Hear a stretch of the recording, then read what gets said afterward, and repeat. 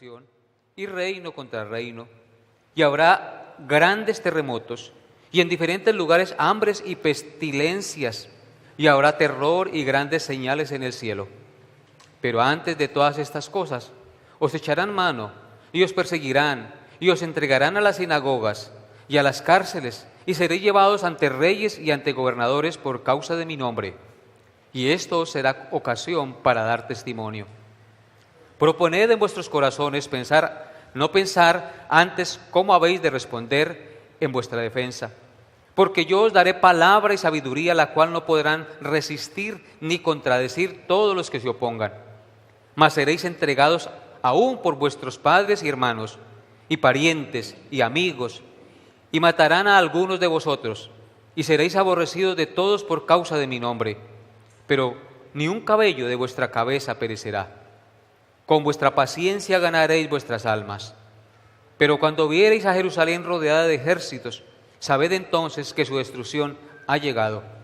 Entonces los que estén en Judea, huyan a los montes, y los que estén en medio de ella, váyanse, y los que estén en los campos, no entren en ella, porque estos son días de tribulación, de retribución, para que se cumplan todas las cosas que están escritas.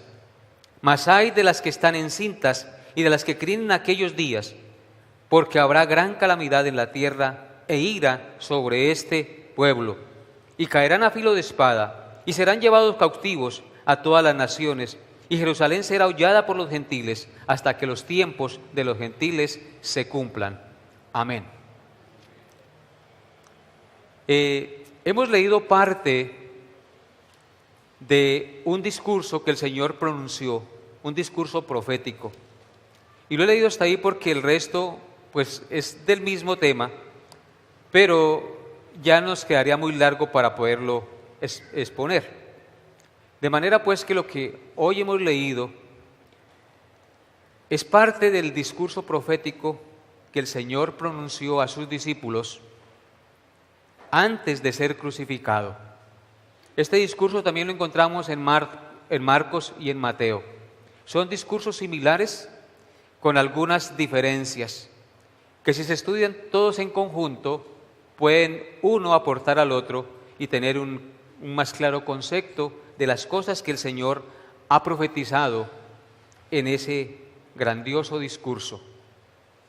Antes de exponer la palabra de Dios, quiero que por favor me acompañen en oración, porque necesitamos de la guía del Santo Espíritu para poder exponer su bendita palabra.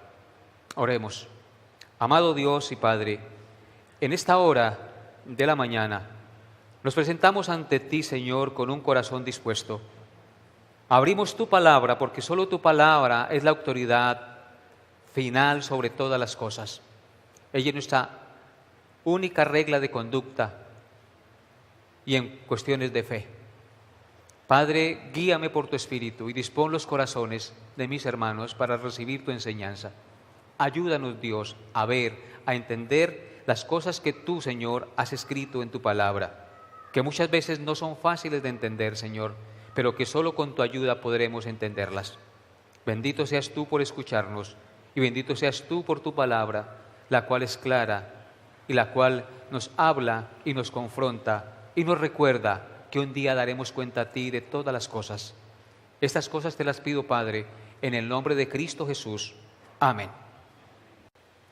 Este pasaje que hemos leído y que nos corresponde estudiar en nuestro estudio expositivo del Evangelio de Lucas nos muestra 6 señales del fin del mundo y de la venida de Cristo.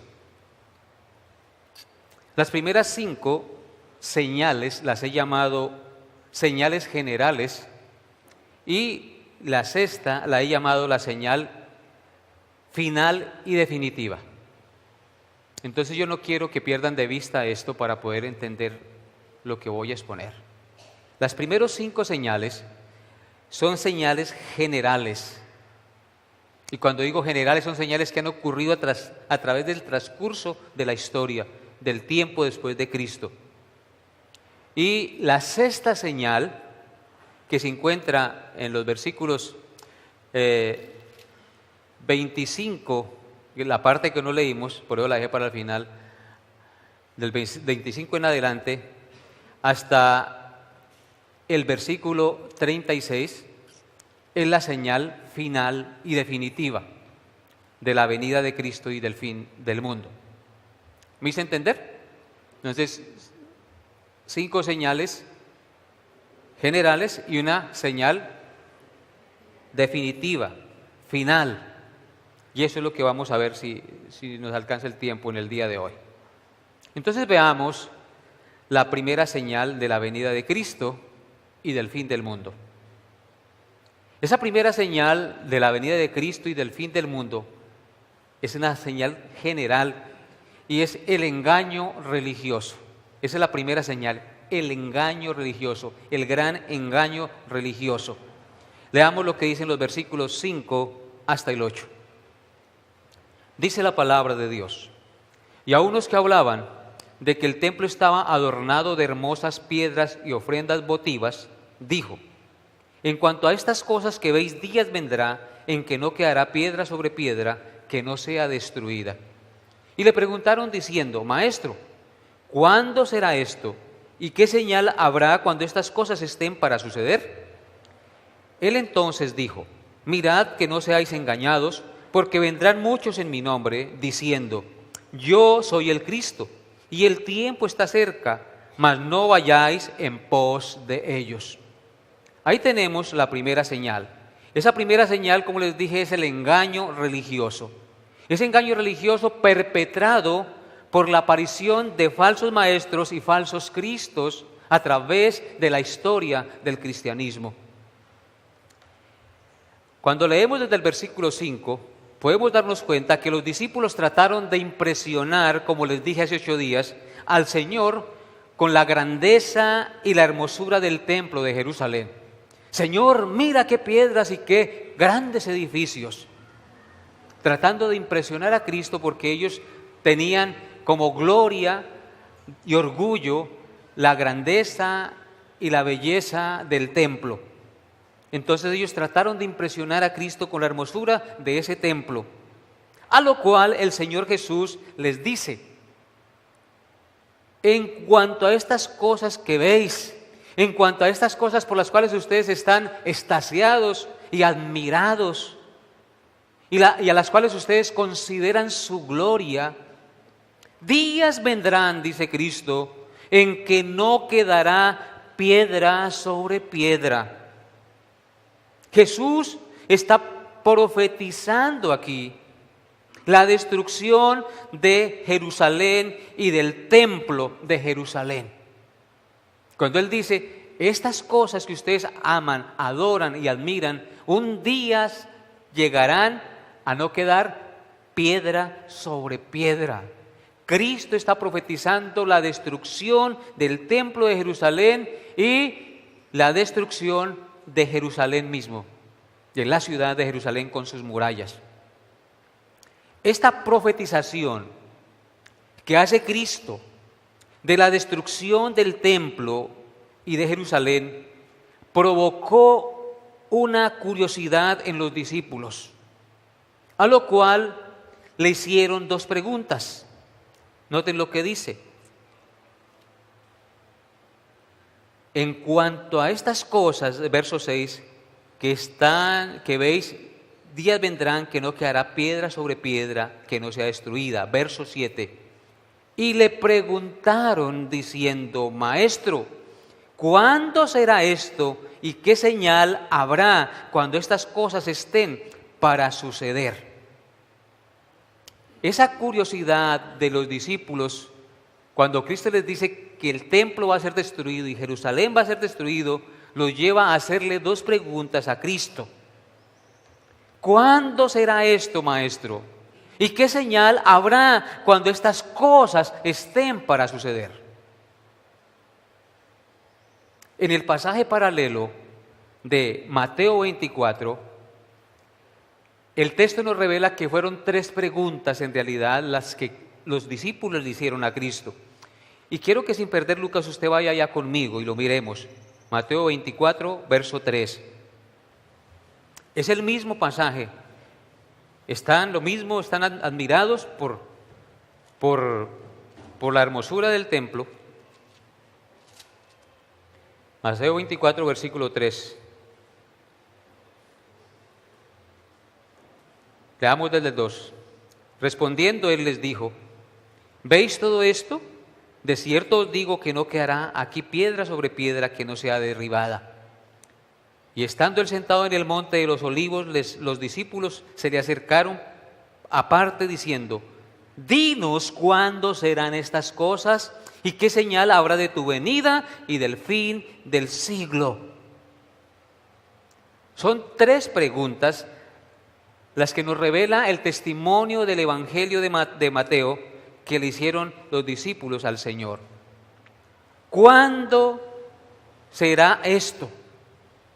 ¿Qué señal habrá de tu venida y del fin del siglo o fin del mundo?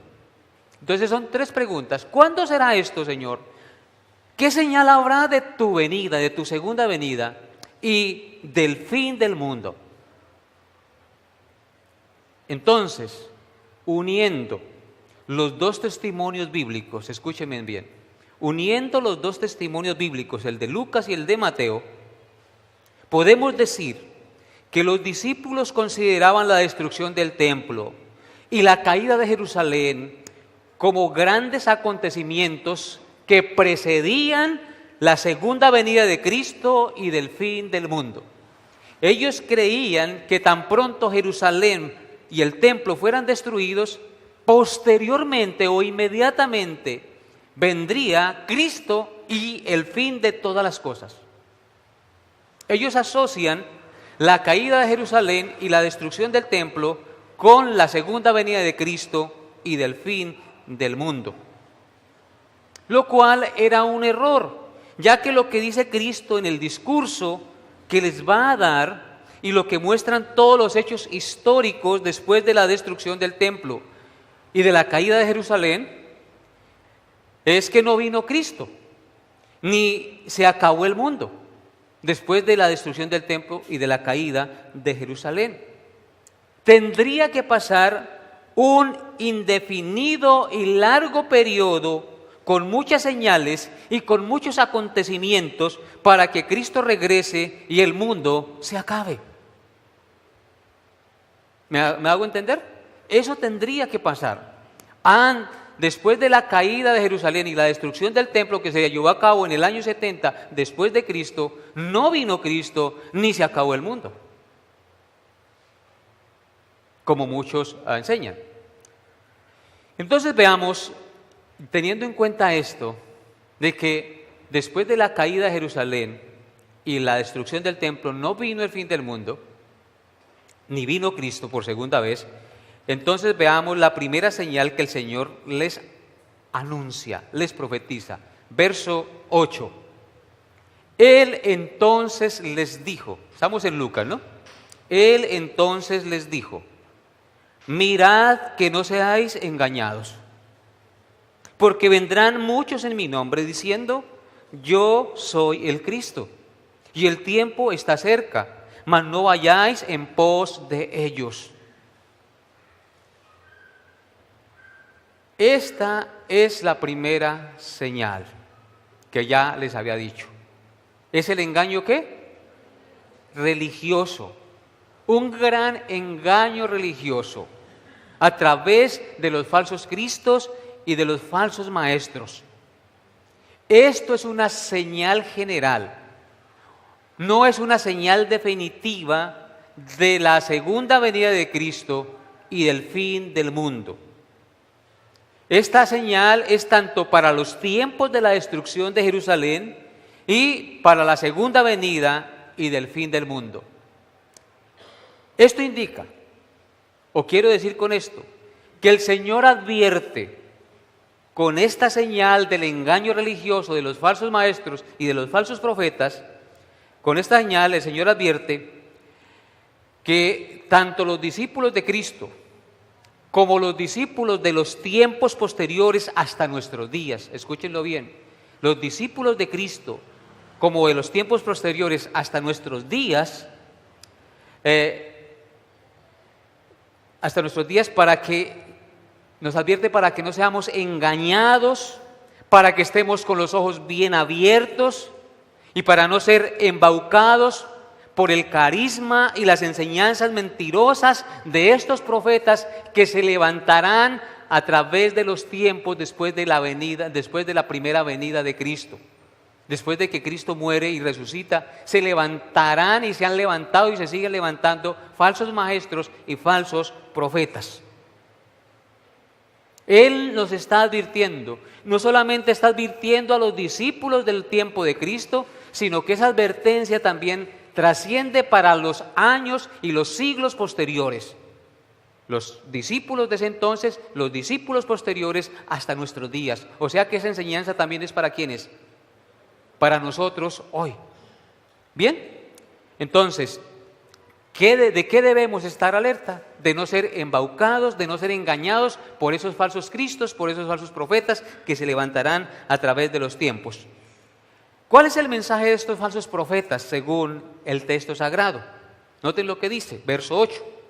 Entonces dijo, mirad que no seáis engañados, porque vendrán muchos en mi nombre.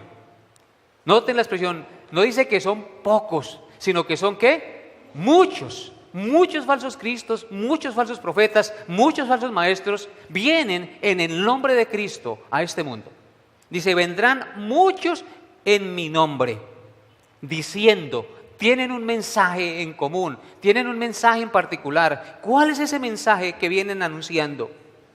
Diciendo, yo soy el Cristo. Y hay otro mensaje, son dos. Y el tiempo está cerca. Esas son las dos cosas particulares y generales que enseñan los falsos maestros, los falsos cristos, los falsos profetas. Diciendo, yo soy el Cristo y el tiempo está cerca. ¿Han escuchado ustedes mensajes así? Ya está cerca el tiempo, hermanos. Estamos a punto, estamos a las puertas. Hasta ponen fecha, hermanos. Hasta ponen fecha de la segunda venida de Cristo y del fin del mundo. En el año 2000 se promulgó por todo el mundo que el mundo se acababa. ¿Recuerdan? Decían que en el año 2000 se acababa el mundo. En el año 2012 lo mismo, que la profecía maya testificaba que el mundo se acabaría y que la alineación de los astros traería el fin del mundo. Esos son mensajes de los falsos ¿qué? Cristos, de los falsos maestros, de los falsos profetas. Es un engaño religioso que se ha proclamado a través de los siglos, después de que Cristo ascendió a los cielos, después de que resucitó. Se levantarán, dice el texto, por boca del Señor Jesucristo, mirad que no seáis engañados, porque vendrán muchos en mi nombre, diciendo, yo soy el Cristo y el tiempo está cerca. Tantos que muchos, cuando se les predicaba, los falsos profetas les predican eso, alistan la maleta y se van hasta un lugar aparte, dizque esperando que el mundo se acabe o que Cristo venga y se lo lleve. ¿Esos son qué? Falsos cristos, y usted los encuentra registrados en la historia de la humanidad. En Estados Unidos hubo un señor que se inmoló con un poconón de personas. ¿Se recuerdan? Era un falso Cristo, no me acuerdo el nombre ahorita. Era un falso maestro, un falso profeta. Y así, a través de la historia, muchos han puesto fechas de la venida de Cristo, de su segundo advenimiento, o diciendo, el mundo está por acabarse, muy pronto se va a acabar. Si tomamos eso, entonces diríamos que siempre ha estado a las puertas, porque siempre han habido esas señales. Entonces, hermanos, esto es muy importante tenerlo en cuenta. ¿Cuál es la recomendación de Cristo? ¿Cuál es la recomendación de Cristo al mensaje que predican y que enseñan y que profetizan estos falsos cristos y estos falsos maestros? ¿Qué nos dice Cristo en el verso 8? Después de que les dicen los falsos profetas, yo soy el Cristo y el tiempo está cerca, ¿qué dice Cristo? No vayáis en pos de ellos. Esa es la recomendación de Cristo. No vayáis en pos de ellos. En otras palabras, no se hagan sus seguidores, ni crean sus enseñanzas, ni sus profecías seductoras y mentirosas. Esa es la recomendación de Cristo. No vayáis en pos de ellos. Pero ¿cómo hace una persona para no ir en pos de un falso Cristo, de un falso profeta, de un falso maestro? Escuchando el mensaje de la pura y la bendita palabra de Dios explicado expositivamente, hermanos. Es muy fácil hacer doctrina tomando un versículo de la Biblia y extrayéndolo y sacándolo de su contexto para meter temor, para tener miedo o meterle miedo a las personas, hermanos. Es muy fácil hacer doctrina y eso es lo que hacen los falsos profetas y los falsos maestros. Toman un versículo de aquí, un pasaje de aquí, otro de allá y arman su andamiaje y meten miedo. Y con sus palabras halagüeñas y con sus palabras seductoras y mentirosas montan una película y llenan de terror a las almas inconstantes, a las almas que no conocen a Cristo y que no conocen el mensaje de la bendita palabra de Dios, hermanos. Y en eso entonces hay que tener cuidado. Vamos a leer nuevamente el verso 8. Él entonces les dijo a los discípulos que estaban tan curiosos, que asociaban la caída de Jerusalén y la destrucción del templo de Jerusalén con la segunda venida de Cristo y del fin del mundo. Entonces ellos, curiosamente, preguntan: Señor, ¿qué señal? ¿Cuándo será esto? Esto de que no va a quedar piedra sobre piedra. ¿Y qué señal habrá cuando estas cosas sucedan? Los hombres siempre estamos a la expectativa de señales y de prodigios. A la humanidad le gusta, le fascina que le hablen de las cosas futuras, que les hablen en el oído y que les digan lo que les va a pasar mañana. La gente es fascinada por esas cosas. Quieren siempre ver señales, quieren ver prodigios y quieren ver oír que se les profetice el futuro, lo cual el Señor Jesucristo y el Padre condenan duramente en la Biblia. El Señor Jesucristo dijo en una ocasión: la generación adúltera y perversa demanda señal, pero señal no le será dada sino la señal del profeta Jonás. Porque así como el profeta estuvo en el vientre del gran pez 3 días y 3 noches, así estará el Hijo del Hombre, o sea Cristo, en el vientre de la tierra 3 días y 3 noches, y al tercer día resucitará. Esa es la señal profética más segura que tenemos y que está confirmada en las Sagradas Escrituras y a la cual debemos obedecer y creer, de que solo por la resurrección de Cristo y su sacrificio perfecto en la cruz tenemos perdón de pecados y vida eterna. Si yo estoy en Cristo, si yo estoy con Cristo, si he creído firmemente en Cristo, tenga la plena seguridad que aunque el mundo se vuelva patas arriba, yo sé en quién he creído y a dónde voy. ¿Me hago entender? Lo importante de todas las cosas, de los tumultos, de las guerras, de las grandes cosas que sucederán, lo importante por sobre todas esas cosas es que yo esté en Cristo, firme en Cristo, que Cristo sea mi Señor y mi Salvador. Sin embargo, el Señor en su gracia y en su misericordia revela grandes cosas en las Escrituras. Pero esas cosas que revela hay que interpretarlas lógicamente y guiados por el Espíritu Santo y no movidos por el fanatismo ni por una incorrecta interpretación de las Escrituras. Entonces Él les responde: mirad que no seáis engañados, porque vendrán muchos en mi nombre.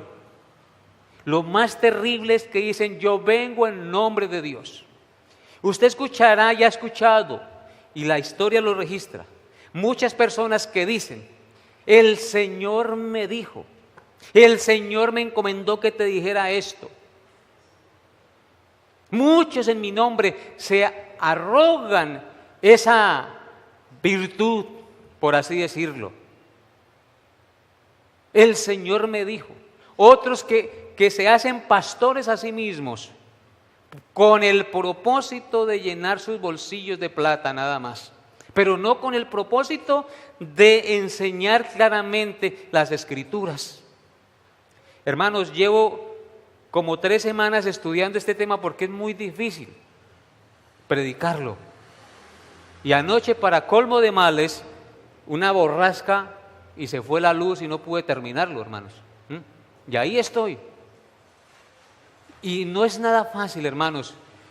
El buen profeta de Dios o el hombre de Dios estudia las Sagradas Escrituras y su única preocupación es transmitir fielmente el mensaje revelado de Dios al pueblo, para que sus oídos, su mente y su corazón no sean engañados por palabras mentirosas.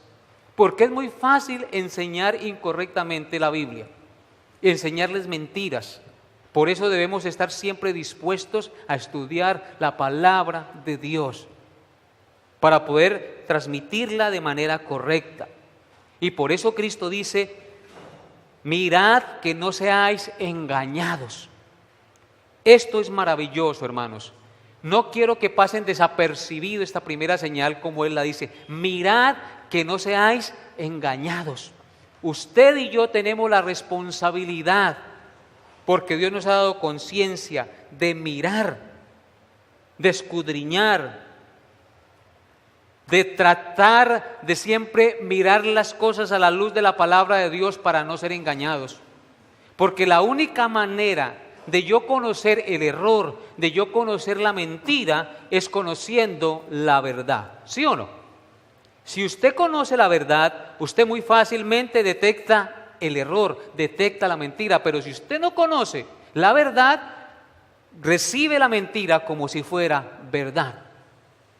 Yo a veces pongo un ejemplo muy significativo, que antiguamente en los Estados Unidos, para que una persona fuera aceptada a trabajar en un banco, le hacían una prueba por 3 semanas, metiéndolo en una bodega, una caja de seguridad grande, a contar dólares. Y cuente dólares verdaderos. Cuente y cuente, para que esa persona que iba a ser cajera, que iba a trabajar en el banco, acostumbrara su tacto a conocer el billete verdadero, los dólares verdaderos. Después, ya en la última semana, le metían 1 o 2 o 3 dólares falsos en los fajos de billetes. Si la persona candidata al puesto detectaba el billete falso, era recibida como empleada del banco. Si no, pues no la aceptaban. ¿Por qué hacían eso los jefes, los que seleccionaban el personal? Porque ellos tenían la convicción de que si la persona acostumbraba su tacto a conocer los dólares verdaderos, tan pronto llegara un dólar falso, él lo detectaría. Ese mismo principio se puede aplicar a nuestra vida como creyentes. Si usted y yo conocemos la verdad de la palabra de Dios, no nos van a engañar. Fácilmente detectaremos la mentira, fácilmente detectaremos el error. ¿Por qué? Porque conocemos la verdad. O sea que nosotros tenemos que estar siempre expuestos a la luz de la verdad, para que, expuestos a la luz de la verdad, nos familiaricemos tanto con ella, para que cuando veamos el error no comamos entero. Y eso es lo que está diciendo Cristo aquí: mirad que no seáis engañados. Esa palabra mirad significa que usted debe ser diligente en estudiar las Escrituras, debe ser diligente en consultar, en investigar, en no comer entero. Ay, sí, pastor, es que allá también enseñan la Biblia, todo es bueno, es que allá también hablan de Dios. No, hermanos, No todo el que anda con una Biblia es de Dios. No todo el que habla de Cristo es de Dios. No todo el que dice aleluya es hijo de Dios. Porque aquí dice que vendrán muchos en mi nombre diciendo, yo soy el Cristo. Y diciendo, el tiempo está cerca. Es interesante notar estas palabras. No debemos pasarlas desapercibidas, porque de lo contrario caeremos en el error de la mentira y seremos embaucados. Esa palabra ahí que dice, mirad que no seáis engañados, en el griego indica embaucar. En el griego, la palabra griega indica embaucar. Mirad por vosotros mismos que no seáis engañados o que no seáis embaucados por mentirosos y hábiles para engañar. Hoy en día sí que podemos dar fe de esto. Muy fácilmente se falsifican las marcas, ¿cierto? Encuentra uno por ahí camisetas que dicen Adidas o Nike, pero que aparentemente parecen ser de la marca original, pero no lo son, o lo mismo zapatillas o cualquier aparato electrodoméstico. Fácilmente se engaña a la gente con copias mentirosas que no brindan la misma garantía que la brinda el aparato de la marca verdadera. Así también en las cosas de Dios. No todo el que habla de Dios, no todo el que lleva una Biblia bajo el brazo, no todo el que predica la verdad de Dios. Hay que mirar por nosotros mismos. Mirad que no seáis engañados, porque vendrán muchos en mi nombre diciendo yo soy el Cristo, y el tiempo está cerca, y la recomendación de Cristo es, mas no vayáis en pos de ellos, no sigáis sus enseñanzas, no creáis sus mentiras, sino fíjense a quién ustedes están siguiendo, fíjense ustedes a quién están creyendo. Esa es la primera recomendación. Y esto no solamente lo encontramos ahí en este texto, sino que podemos ir a Primera de Juan, capítulo 2, verso 18, donde hay otros testimonios bíblicos que también nos hablan de lo mismo, de esta recomendación. Juan 2, 18. Juan 2, 18. Dice, Primera de Juan, sí, no Juan, sino Primera de Juan, no el Evangelio, sino primera carta de Juan. ¿Ya están ahí? Hijitos, dice el apóstol Juan, ya es el último tiempo. Y según vosotros oísteis que el anticristo viene, así ahora han surgido muchos anticristos. Por esto conocemos que es el último tiempo. Hay dos cosas que quiero recalcar de este versículo. En primer lugar, ¿qué son los últimos tiempos o qué es el último tiempo? Fíjense que Juan, quien vivió en el primer siglo después de Cristo y que era discípulo de Cristo, está diciendo, ya es el último tiempo. El último tiempo en la Biblia comprende el periodo desde su primera venida hasta el día que Él regrese por segunda vez. Esos son los últimos tiempos o el último tiempo. Desde el día que Cristo vino a esta tierra por primera vez hasta el día que Él regrese por segunda vez, eso es lo que la Biblia considera como el último tiempo o los últimos tiempos. Y entonces Juan dice, hijitos, ya es el último tiempo. Y según vosotros oísteis que el anticristo viene, ¿qué va a venir en los últimos tiempos? El anticristo. Dice, así ahora, como va a venir el anticristo, han surgido muchos anticristos. Por esto conocemos que es el último tiempo. Si Juan creía que ya habían anticristos en ese tiempo que Juan vivió, y él creía que era el último tiempo, no podemos asociar eso con la segunda venida de Cristo y el fin del mundo en los días de Juan. Lo que indica que esta señal de la manifestación de falsos cristos, de falsos profetas, ha sido una señal general que se ha mostrado en la iglesia a través de los siglos y que se seguirá mostrando aún hasta la segunda venida de Cristo. ¿Viste entender? Entonces es una señal general que se seguirá mostrando hasta que Cristo venga por segunda vez. Solo que al final, cuando ya esté Cristo a punto de regresar, se incrementará más el engaño, se incrementará más la maldad y el poder persuasivo de estas personas engañando a muchos. Ahora vaya a 1 de Juan 4, versículos 1 al 3. 1 de Juan 4, del 1 al 3. Amados, una recomendación que nos hace el apóstol Juan. Amados, no creáis a todo espíritu, sino probad los espíritus si son de Dios, porque muchos falsos profetas han salido por el mundo. En esto conoced el Espíritu de Dios. Todo espíritu que confiesa que Jesucristo ha venido en carne es de Dios. Todo espíritu que no confiesa que Jesucristo ha venido en carne no es de Dios. Y este es el espíritu del anticristo, el cual vosotros habéis oído que viene y que ahora ya está en el mundo. También dos cosas para considerar en este pasaje. La recomendación que Juan hace a la iglesia y a los creyentes de su tiempo. Les dice, amados, porque Él los amaba. Recordemos que Juan se le llama el apóstol del amor. Amados, les hace la recomendación, no creáis a todo espíritu. No debemos creer todo lo que nos enseñan, todo lo que nos predican, sino probad los espíritus si son de Dios.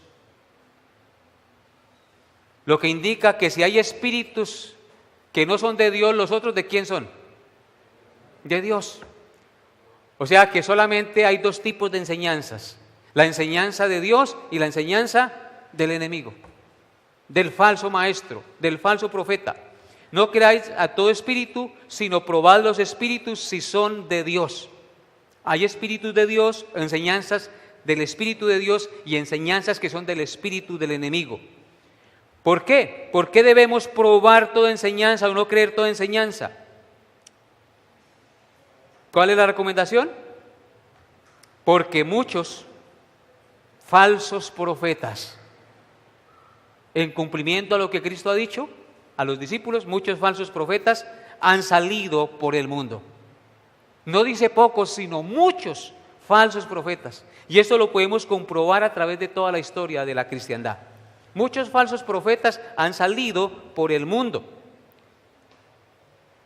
Verso 2. En esto conoced el Espíritu de Dios. Juan nos da una marca.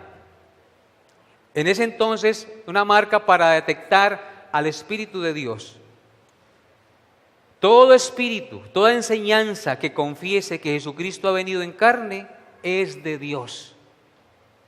Todo aquel que niegue la venida de Cristo en carne a este mundo no es de Dios. Por el contrario, todo aquel que confiese que realmente Dios Hijo se hizo hombre, murió en la cruz y resucitó y cree en su sacrificio como el único medio de salvación es de Dios, y el que enseña eso es de Dios.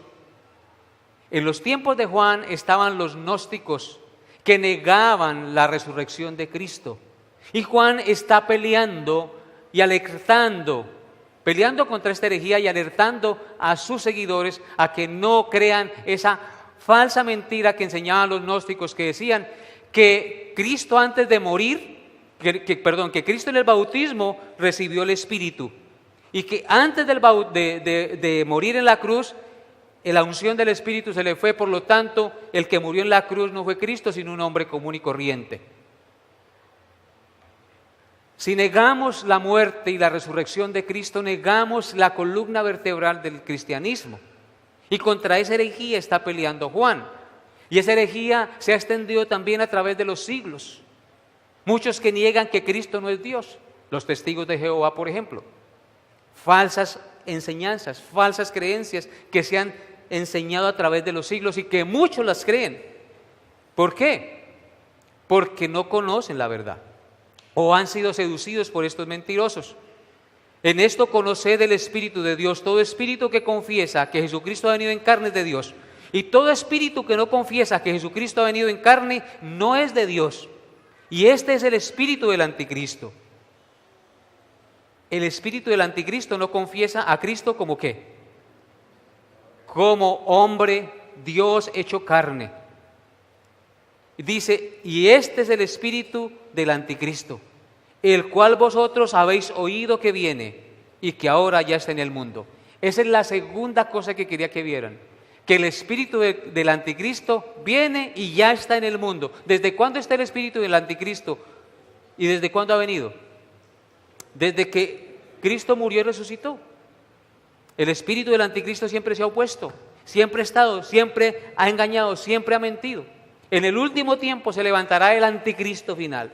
Todas esas señales generales nos hablan de algo que sucederá en el futuro, que no sabemos cuándo es, sino que solo Dios sabe. Bien, ahora vaya conmigo. Segunda de Pedro, capítulo 2, versos 1 al 3. Pero hubo también falsos profetas entre el pueblo, como habrá entre vosotros falsos maestros, que introducirán encubiertamente herejías destructoras y aún negarán al Señor que los rescató, atrayendo sobre sí mismos destrucción repentina. Y muchos seguirán sus disoluciones, y por causa de los cuales el camino de la verdad será blasfemado. Y por avaricia harán mercadería de vosotros con palabras fingidas. Sobre los tales ya de largo tiempo la condenación no se tarda y su perdición no se duerme. Hay tres cosas para notar en este pasaje. La primera, que así como hubo en el tiempo pasado falsos profetas en el pueblo de Dios, así también habrá falsos maestros, falsos profetas, falsos cristos en el tiempo presente de la iglesia. ¿Qué hacen esos falsos profetas, esos falsos maestros? Introducir encubiertamente herejías, mentiras destructoras, y aún niegan al Señor que los rescató. ¿Y cuál va a ser el resultado? Que ellos van a traer sobre sí mismos destrucción repentina sobre sus vidas, juicio por enseñar mentiras. Lo segundo que quiero que veamos y que nos enseña el texto es que muchos seguirán sus disoluciones, sus mentiras, se harán seguidores de sus enseñanzas. Terrible. Muchos, dice, no pocos, muchos seguirán sus disoluciones. Y por causa de esos muchos, el camino de la verdad de Cristo será blasfemado, porque mezclan la verdad con la mentira y se llaman cristianos, pero en su testimonio personal de vida muestran todo lo contrario, y entonces el nombre de Cristo es blasfemado en el mundo por causa de estos sinvergüenzas mentirosos que no viven lo que predican y que enseñan la verdad mezclada con mentira. Y número 3, la razón de que estos falsos profetas enseñan mentiras es porque hacen mercadería. Noten lo que dice el verso 3. Y por avaricia harán mercadería de vosotros con palabras fingidas. Mensajes muy positivos, muy atractivos, que no confrontan al pecador, sino que les hablan de prosperidad y de mucha pompa y de mucho confort. Evangelio de la prosperidad, porque ese es el mensaje que le gusta a la gente, que les lean el futuro y que les digan paz y prosperidad y usted va a ser rico. Siempre, hermano, que usted aquí se va a enriquecer y usted va a cosechar mucho. Moviendo la avaricia del pueblo. Al mover la avaricia del pueblo con palabras fingidas, hacen mercadería del pueblo con sus palabras fingidas, con sus palabras mentirosas. Pero ¿cuál va a ser el fin de estas personas, hermanos? ¿Cuál va a ser el fin de esos falsos cristos, de esos falsos maestros?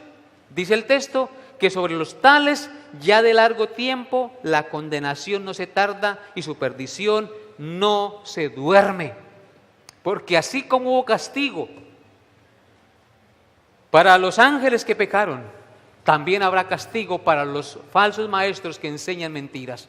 Hermanos, estos pasajes son claros y contundentes para mostrarnos lo que mismo Cristo profetizó a sus discípulos en Lucas, en el pasaje que estamos estudiando, que se levantarán, vendrán muchos en su nombre, diciendo: yo soy el Cristo. Sigamos el consejo del Señor para no seguir sus disoluciones. Y por último, miremos a Mateo capítulo 24, versículo 24. Con esto consideramos la última señal, la primera señal y el último versículo de la primera señal. Mateo 24, 24. Es lo que dice Cristo en el discurso de Mateo. Porque se levantarán falsos cristos y falsos profetas y harán grandes señales y prodigios de tal manera que engañarán, si fuere posible, aún a los escogidos. Hermanos, este pasaje es contundente. El Mateo dice que se levantarán falsos cristos y falsos profetas, y esos falsos cristos harán grandes señales y prodigios. Y esos prodigios y esas señales serán tan grandes, tan espectaculares, que dice en la Escritura que engañarían, si fuera posible, aún a los escogidos de Dios, a los verdaderos hijos de Dios. Tienen un poder, un carisma, una palabra de convicción tan tremendo que cautivan las masas, hermanos, que engañan las masas y la gente son como borreguitos detrás de ellos. He visto gente llevando al altar, entre comillas, relojes, cadenas, sembrando para la obra de Dios, carros, haciendo cheques, hermanos, supuestamente con la promesa de que si siembra le vendrá el mayor de los progresos y de las bendiciones. Si bien es cierto, tenemos que ser generosos con el Señor y hay que dar para el Señor. La motivación para dar no es para que el Señor lo enriquezca más. La motivación para dar es porque el Señor es digno de honra, de gloria. Y yo le doy a Él de lo que Él me da. No soy movido en la avaricia para dar. ¿Me hago entender? Y entonces es ahí, hermanos, donde nosotros entendemos las palabras de Cristo. Esas palabras de Cristo: mirad que no seáis engañados, porque vendrán muchos en mi nombre diciendo: yo soy el Cristo, y el tiempo está cerca. Venda la casa, venda la finca, que el tiempo está cerca. Usted no se va a llevar nada, y siémbrela. Y muchos han quedado en la ruina por seguir esa mentira o por creer esa mentira. Y esta es la primera señal de las 6 señales que les mencioné, y el tiempo se acabó, y esto queda en continuación para los próximos domingos, Dios mediante, hasta donde Dios nos dé, con el tiempo y la guía del Espíritu Santo. Que el Señor nos dé su gracia para atesorar la palabra de Dios y siempre tener discernimiento de quién habla la verdad y quién dice la mentira. Solo el Espíritu Santo nos puede guiar a toda verdad a través del estudio juicioso y serio de las Sagradas Escrituras. Coloquémonos en pie. Amado Dios, te damos gracias por este día que pasó, por haber compartido hoy la cena del Señor, por haber recordado tu maravilloso y cruento sacrificio en favor de nosotros, por recordar que solo tú y nadie más que tú has ofrendado tu vida para perdonar nuestros pecados, para reconciliarnos con Dios y darnos la vida eterna. Gracias, Dios, por abrir hoy nuestros ojos y recomendarnos y exhortarnos a no creer a todo espíritu, sino a probar los espíritus si son de Dios. Porque se levantarán falsos cristos y falsos profetas, diciendo: yo soy el Cristo y el tiempo está cerca. Mirad por vosotros mismos, nos dice Cristo, que no seamos engañados ni seducidos. Guárdanos, Dios, de ser embaucados por la lengua mentirosa y engañadora de los falsos maestros, de aquellos que siendo lobos se disfrazan de oveja para devorar al rebaño.